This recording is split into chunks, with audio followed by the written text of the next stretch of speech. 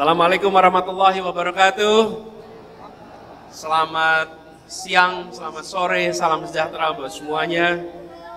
Pak Ketua Umum yang saya hormati, Pak Sekjen, Pak Ketua Abdesi Jambi, juga Ketua MPO Abdesi yang tadi barusan saja memberikan pengantar yang luar biasa, para Ketua DPC Abdesi, para Bupati, Wali Kota se-Provinsi Jambi yang ikut hadir bersama di sini, para anggota DPR, DPRD, Dapil Jambi dan seluruh hadirin sekalian. Saya bersyukur sekali bahwa sore hari ini bisa berjumpa dengan pribadi-pribadi penjaga penggerak desa-desa di seluruh Indonesia. Inilah garda terdepan kita. Inilah pribadi-pribadi yang tadi disebutkan. Jam 2 malam diketuk, urusannya semua urusan ada, betul? Ya, saya pun merasakan Pak, ketika dulu tugas di kementerian, tugasnya berurusan dengan kertas.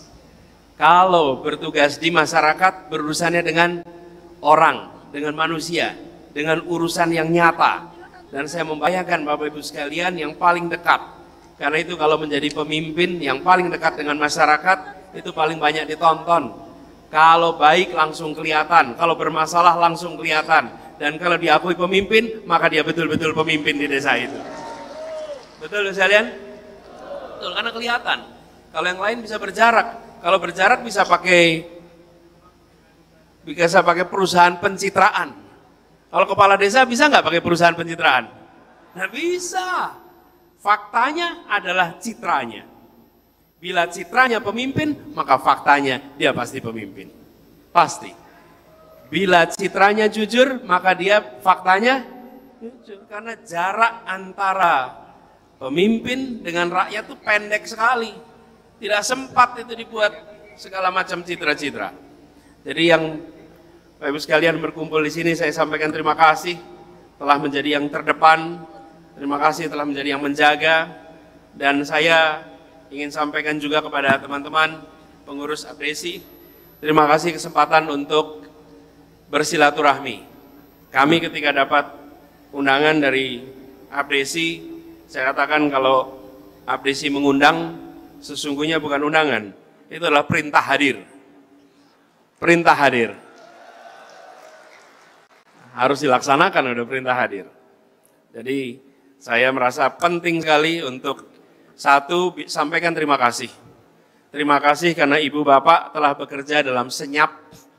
Ibu Bapak bekerja di tempat yang tak terlihat, tapi Ibu Bapak yang menjaga agar suasana Republik ini tetap tertib, suasana Republik ini tetap baik, suasana Republik ini tetap teduh.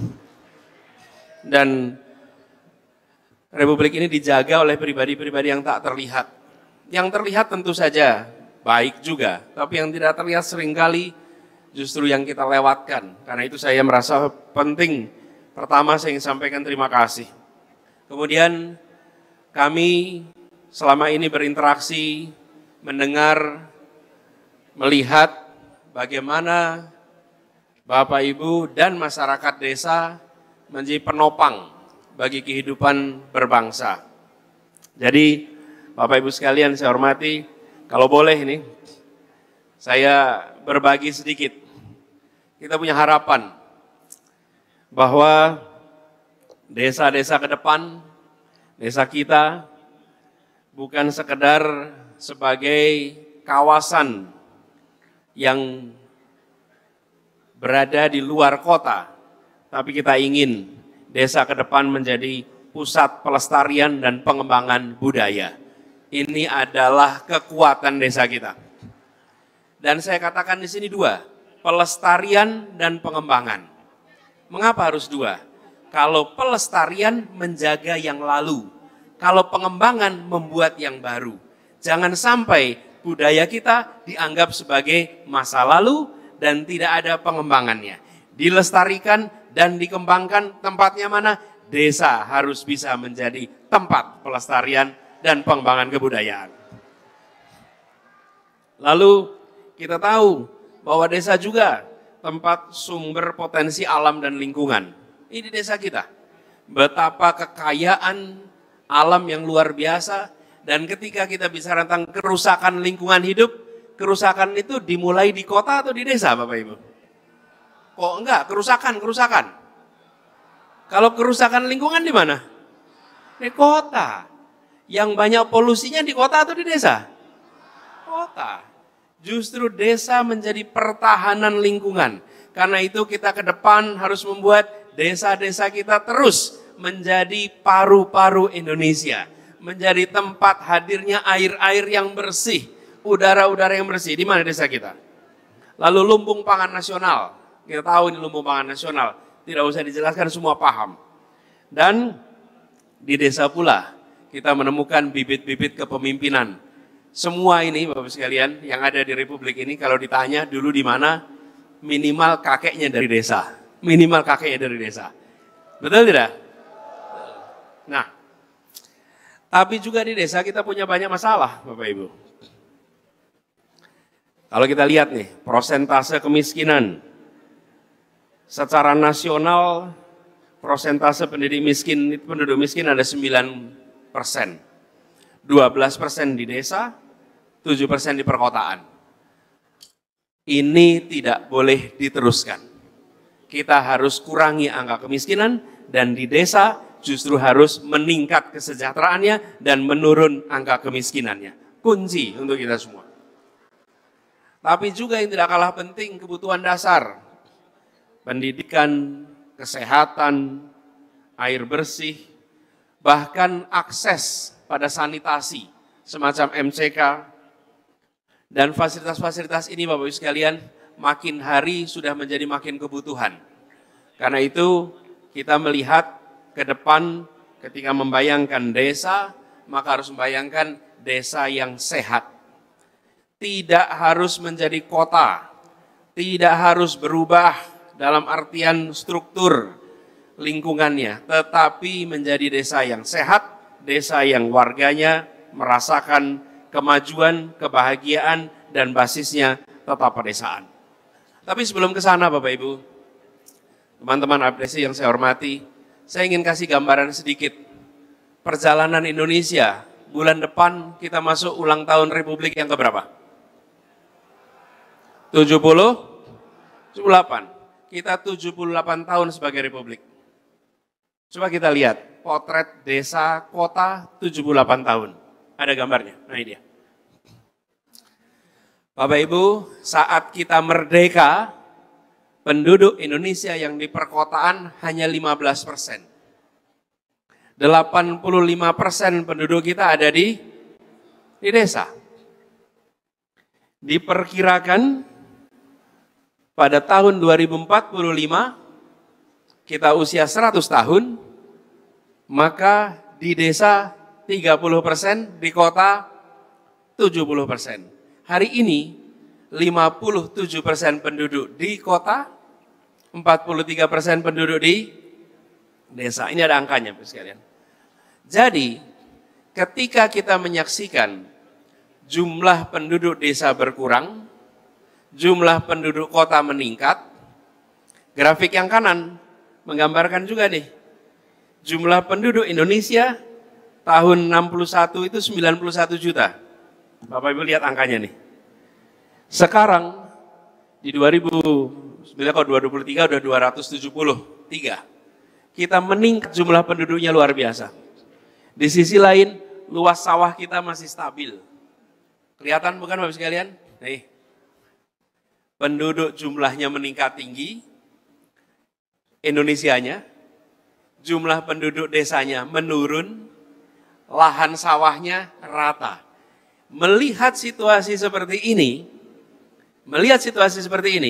kita tidak bisa mendiamkan desa berjuang sendirian. Karena kita, negara, harus melakukan intervensi, menyelamatkan agar desa tumbuh berkembang, bertahan, dan bisa menjadi penopang. Bapak Ibu bayangkan, kalau penduduk kotanya meningkat, penduduk desa menurun, jumlah sawah menurun, ya menurun nih. Ketahanan pangan kita menjadi tantangan, dan lalu desa dibiarkan sendirian, apalagi ini para pimpinan para kepala desa, pimpinan pemerintahan desa tidak diberikan kekuatan, maka nantinya gambar nasional kita akan menunjukkan ketergantungan pada luar. Kenapa? Karena pasokan dari dalam, kekuatan dari desa tidak ditingkatkan.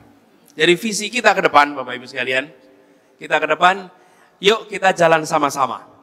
Mari kita kembalikan desa menjadi kekuatan utama bangsa ini. Desa menjadi pilar penting dalam pembangunan ke depan. Saya melihat Bapak Ibu sekalian, kalau kita panjang ke depan, bahwa kita tidak boleh membiarkan para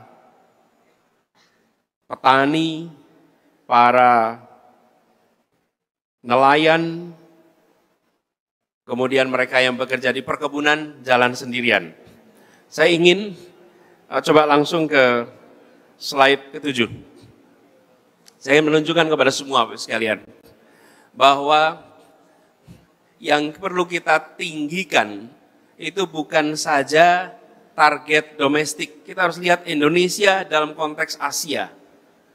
Kalau kita ingin membuat desa kita maju, jangan hanya berbicara desa dan kota di Indonesia. Bagaimana desa dimajukan supaya Indonesia bisa menjadi lumbung pangan Asia. Sehingga kekuatan desa itu tumbuhnya lebih besar. Kalau kita hanya dorong di tingkat nasional, Bapak Ibu sekalian, nanti target kita itu rendah, tinggikan. Supaya semua yang kita kerjakan di desa itu punya dampak yang lebih besar di desa-desa kita. Lahan kita subur, air kita melimpah, dan kita jalur utama untuk perekonomian dunia. Jadi untuk itu, slide berikutnya, kami melihat jangka pendek memperkuat desa. Jangka menengah adalah memandirikan desa. Jangka pendek, ya tadi sudah disampaikan ini sama Pak Asri, beberapa aspirasi. Kita ingin desa yang kuat, dan untuk itu tadi disampaikan ada 4 hal. Undang-undang yang perlu revisi. Yang kedua, pengelolaan desa yang partisipatif. Yang ketiga, kesejahteraan mereka yang bekerja di desa, baik kepala desa maupun perangkat desa. Yang keempat, dana desa yang ditingkatkan. Targetnya tadi katakan 10%. Bapak Ibu, kita harus mulai bekerja dengan cara begini. Apa yang dituju, lalu aturan apa yang dibutuhkan untuk mencapai itu. Jangan dibalik. Kalau kita bekerja sekedar untuk aturan, kita tidak tahu aturan ini untuk apa ya. Tujuan kita apa? Tujuan kita desa yang bisa kuat, desa yang bisa maju, nantinya menjadi mandiri. Dan kalau itu dilakukan, maka bila itu diperlukan revisi, maka lakukan revisi. Bila itu dilakukan partisipasi, lakukan partisipasi. Karena ini yang perlu dikerjakan. Saya kalau boleh komentar sedikit terkait dengan partisipasi dan revisi. Slide-nya boleh dimatikan aja. Ketika terkait dengan partisipasi, kami ceritakan pengalaman kami di Jakarta, Bapak sekalian. Ketika kita mengelola kampung-kampung di Jakarta, kita merasakan program pemerintah itu banyak yang tidak sesuai dengan kebutuhan di lapangan. Atau cara melaksanakannya tidak sesuai di lapangan. Betul? Jadi kita di Jakarta mengubah pengadaan barang itu ada tipe 1, tipe 2, tipe 3, tipe 4. Tipe 1 dikerjakan oleh dinas, tipe 2 dengan tender, ada kontraktor, tipe 3, tipe 4 dengan masyarakat. Betul ya Bapak sekalian? Nah, apa yang kami lakukan? Di Jakarta menjadi provinsi pertama yang mengerjakan proyek-proyek itu dengan tipe 3. Apa artinya? Dana itu diberikan kepada pengurus kampung, baik itu RW ataupun LMK, lalu mereka nanti yang membangun jalan, perbaikan gorong-gorong, yang membangun masyarakat. Apa yang terjadi ketika itu dikerjakan? Kualitas pekerjaan jauh lebih baik karena rasa memiliki ada pada warga yang mengerjakan di sana. Tapi kalau itu dikerjakan oleh kontraktor saja, apa yang terjadi? Warganya cuma nonton di situ. Mohon maaf perjalanan Anda terganggu. Lalu orang mengerjakan di situ. Silahkan dikerjakan, mudah-mudahan hasilnya bagus. Tapi begitu diserahkan, apa yang terjadi? Justru dibangun sesuai kebutuhan. Dan kami mengerjakan itu di ratusan kampung di Jakarta. Jakarta menjadi provinsi pertama yang mengerjakan itu dengan pengadaan tipe 3, tipe 4. Siapa yang repot kalau ini? Yang enggan adalah birokrasi. Birokrasi kepengennya tipe 1, tipe 2, simple. Laporannya gampang, auditnya mudah. Tapi kalau yang tipe 3, tipe 4 melibatkan masyarakat, nanti kalau diperiksa lebih rumit. Saya katakan ini bukan soal rumit atau tidak. Ini soal rakyat merasakan manfaat lebih banyak atau lebih sedikit. Di pemerintahan, ya kita harus siap untuk kerja lebih rumit. Saya membayangkan, sekalian, ketika dana desa itu turun, sampai lalu pengeluaran wajib yang harus dikerjakan itu tidak sesuai dengan kebutuhan yang ada di desa itu, yang muncul adalah ketidakbermanfaatan. Betul? Jadi saya melihat ini harus diubah. Dan artinya kita harus bergerak. Jangan sampai satu sisi kaku diatur semuanya dari pusat, di sisi lain liberal bebas tanpa aturan. Kita harus membuat di mana ini bisa dipertanggungjawabkan, dan saya percaya para kepala desa memiliki kemampuan untuk membangun musyawarah, mengawasi bersama agar dana desa itu dipakai sebaik-baiknya bagi warga di desanya. Jadi kami melihat ini menjadi penting. Kalau boleh pasang lagi slide ke-8. Jadi dalam jangka pendek Bapak Ibu sekalian, saya merespon apa yang disampaikan tadi, gaji perangkat desa yang rendah, birokrasi dana desa yang rumit, bahkan tantangan kriminalisasi. Benar tidak dialami tantangan kriminalisasi? Ini yang dialami desa-desa sekarang. Karena itu ke depan, ya, nah, nanti pas tanya jawab aja diomongin, gak kedengeran sekarang. Jadi saya melihat ke depan, next slide. Langkah-langkahnya pertama adalah peningkatan, slide 9. Peningkatan dana desa. Ini yang menjadi kunci. Insya Allah ini kita akan seriusi peningkatan dana desa seperti yang sudah disampaikan. Kemudian yang kedua adalah otoritas belanja yang sesuai dengan kebutuhan. Jadi kewenangan harus dibikin sistemnya. Kita ini memang juga tidak boleh tanpa kendali. Dikendalikan 100% tidak sesuai kebutuhan karena semua desa dianggap seragam. Betul tidak Pak sekalian? Ada tidak yang seragam di seluruh desa? Ada. Seragamnya desa adalah beragam. Beragam, nggak mungkin sama. Kebutuhannya beragam. Dibuat sesuai kebutuhan, dibuat sistemnya sehingga satu sisi otoritas didelegasikan, pengeluaran disesuaikan, sisi lain tata kelola pemerintahan dijalankan dengan baik dan benar. Sehingga aparatur yang terlibat, aparatur desa, terlindung dari potensi kriminalisasi. Yang saya rasa hari ini menjadi salah satu masalah yang besar di desa-desa di seluruh Indonesia. Kemudian yang tidak kalah penting, Bapak sekalian, adalah pendampingan yang profesional. Jangan pendampingan ini sekedar pasang orang begitu saja. Titipan-titipan dari kanan kiri, sudah cukup. Desa membutuhkan pendamping yang benar-benar mengerti dan benar-benar bisa membantu. Sehingga teman-teman, para kepala desa punya partner yang baik.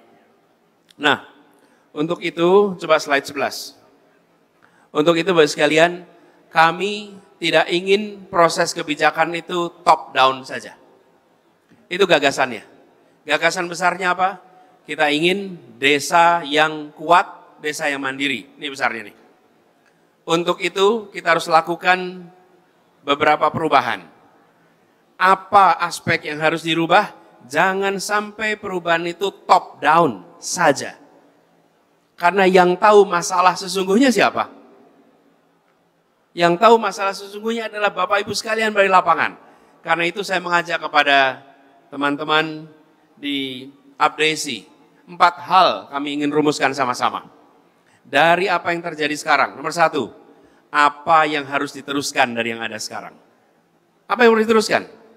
Perubahan itu tidak hanya menghentikan semua. Perubahan itu adalah juga bicara apa yang harus kita tingkatkan. Yang kedua, apa yang harus dikoreksi dari yang ada sekarang. Yang ketiga, apa yang harus dihentikan dari yang ada sekarang.